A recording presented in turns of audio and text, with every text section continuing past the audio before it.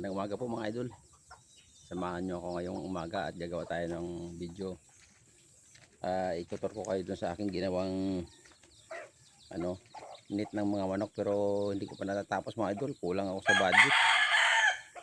Wala pa nga siguro, mga nakakalahati ko pa lang itong aking nagawang bakod ng aking mga manok mga idol. Dahil ang dami kong mga sisiw ngayon. Halos 7 inahin ngayon yung mga sisiw.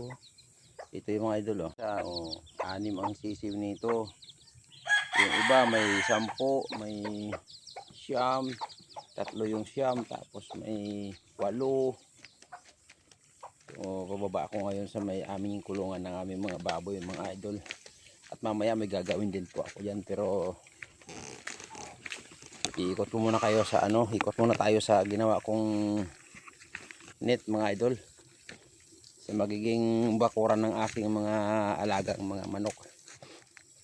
So dito yun mga idol, nilinis ko na yung paligid. Kaya lang kulang ang aking net mga idol. Dadaan muna tayo sa aming puno ng mga idol. Puno ng bago, ayan may mga talbos na naman. Sino ba nakakaalam sa bago na tinatawag mga idol? Sinasahog namin to sa isda, napakasarap ito sa isda. Makita niyo mga idol. Malapit lang yan dito sa aming malapit lang sa bahay. Sa bandang itaas ng kulungan ng aming mga baboy yan. Madaming talbos mga idol. Pwede na namang harbisan pag may isda.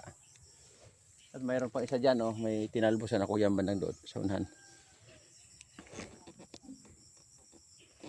So ito na mga idol yung aking sinimulang trabaho kahapon. Ito yung aking net na nilatag, pero kinapos itong aking nilagay. Wala pa akong budget, so hindi ko alam kung kailan ko pa ito matatapos mga idol. Mahaba po ito. Lilibutin natin ito mga idol para makita nyo. Ayan, sa ibaba nilagyan ko siya ng hook, at saka pinakabahayan niya ay tansi. So hindi makakasiksik yung mga sisiw dyan or mga hayop dyan sisiksik, dahil inano ko sa poste yan. Ang taas yan ay mga 6 feet. Yan mga idol. So siniksik ko yan, nilagyan ko ng hook sa ibaba yan para ito ay safety na hindi mapasok na kung anumang mga hayop, at hindi makalabas yung ating alagang mga manok mga idol. So yan, malinis yung gilid. Dito ako dumadaan pag nagawa.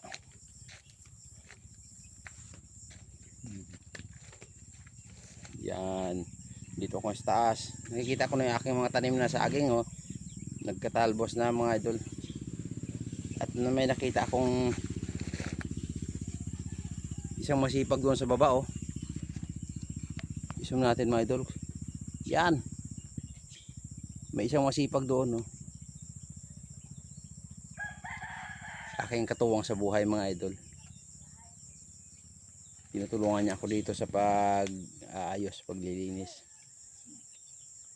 Marami pa itong linisin ko dito.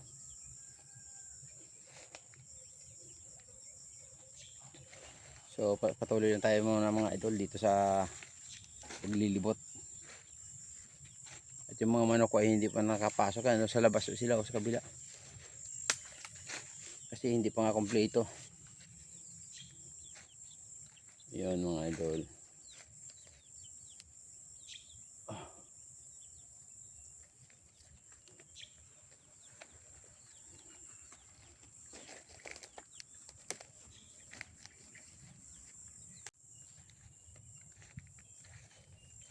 Yan, dito tayo sa bandang itaas na bahagi. At ito nga ay may mga tanim ako dito. Ayan, may nyug na akong tanim dyan. So paikot yan hanggang doon sa baba.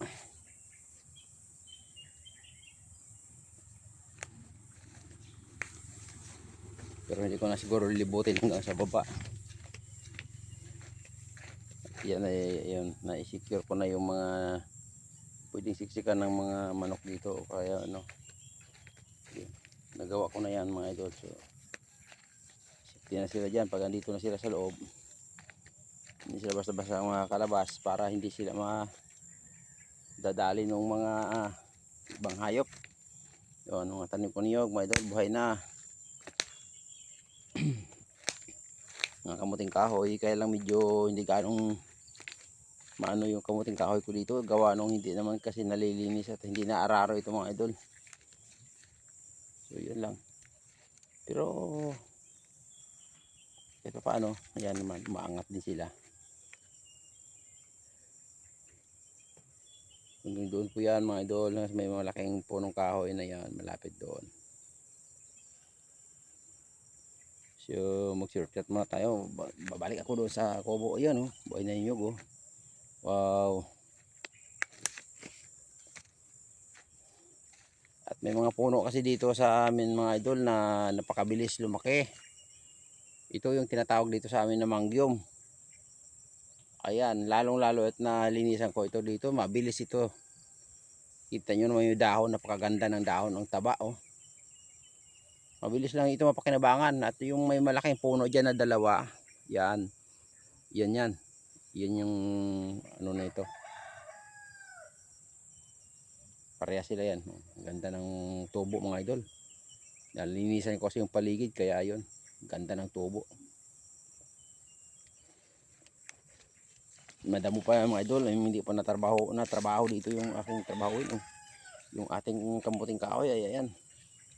Palangoy-langoy pa sa mga kadamuhan mga idol. Ayan, isang mangyom din oh. Ayan. Bilis sila lumago. Bilis lumaki. Nalinisan ko lang, nagandahan yung mga dahon mga idol oh. Malinis na kasi dito eh. Dati masukal to dito. Kaya napakaganda talaga sa paligid kung malinis. At the same time nakapagtanim-tanim ako ng kung ano dito. Madami akong mga itanim dito. May gabi, may kamuting kahoy, may saging, may malunggay, kung ano dyan no. Yung basta't napakinabangan lang sa pang-araw-araw natin ng mga buhay mga idol eh. Yan, pwede na talbosan tong kamuting kahoy ko dito. Basta't yung magagamit natin sa pang-araw-araw na buhay ay aking tinatanim yan pagka may mga bini akong nahahawakan. Yun. So yun naman ang update mga idol dito. At ako ay magtatrabaho ko doon sa loob ng kulungan namin ng baboy. Dahil mga anak na naman yung aming isang inahin. Actually dalawa yung buntis namin mga inahin dito. So pinaghahandaan ko na yung panganak nitong isang inahin namin. Hi, good morning. So, Carlos. Singuso-nguso ko yan tawagin mga idol. Dahil ang gusto niyan, hinahawakan ko yung nguso. So, kung mapapansin nyo mga idol, dati nung nanganak ng isang inahin namin si Brenda, dito nalaglag yung mga inahinuan kaya namatayan ako ng biik. Yan. Pero sa ngayon, ginawan ko na ng bakal yan at hindi nakakasya ang biik dyan. At dito ko nilagay yung aming isang inahin si Carliso dahil malapit na ang Judith niya. Diba so? Bait din eh. Diba? Pakamot na siya. At ito nga mga idol, ipiprepare ko itong isang bakanting kulungan dito. Gawa nung dito ko ilalagay yung mga biik. At yung kuna ay aking ililipat dito para paglilipatan ng mga biik pag nagpapadidi na. Pag nakalabas na. Yan, isa sa mga inahin ko mga idol. Kaya lang ito kawawa itong mga inabot ng itlog na to kasi nagkahalo-halo yung mga itlog dahil may mga manok na sumasama sa kanya sa isang pugaran. Sinasaluhan siya. So nung namisa, 3 lang yata ang namisa, namatay pa yung isa kaya 2 na lang natitira dyan. Yung isang inahin na yan. Paano hindi na sabay-sabay yung itlog, nagkahalo-halo yung itlog na una at saka yung huli, kaya magulo. So yan, andito sila sa loob ng nilinisan ko at binakuran ko mga idol oh. Yan ang gusto ko na maging safety sila rito sa loob para hindi sila mapakialaman ng mga hayop na nasa labas, kamukha ng bayawak. Kasi hindi natin sasabi may mga bayawak sa paligid. Ito maluwag-luwag din naman tong nila eh.